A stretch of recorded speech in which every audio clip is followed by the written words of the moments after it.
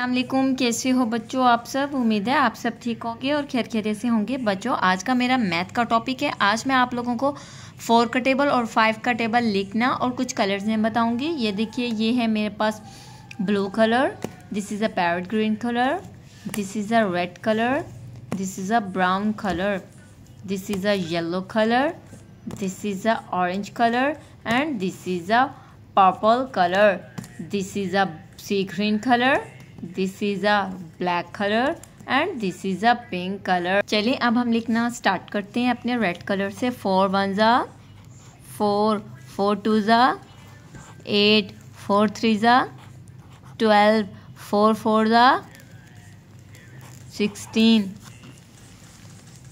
4 5 ज़ा 20, 4 6 ज़ा 24, 4 7 ज़ा 28, 8 4 8 ज़ा 32,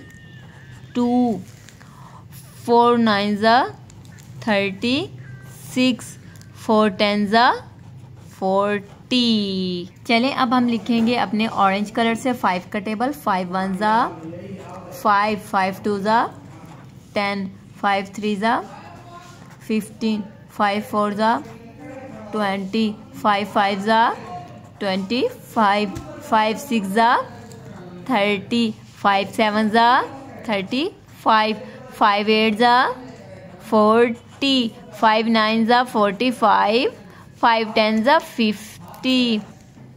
आई होप बच्चों आज का टॉपिक आपको लिखना, पढ़ना और कलर्स नेम बताना पसंद आया हो तो आपने मेरे चैनल को सब्सक्राइब करना है, वीडियोस को लाइक करना है। Thank you.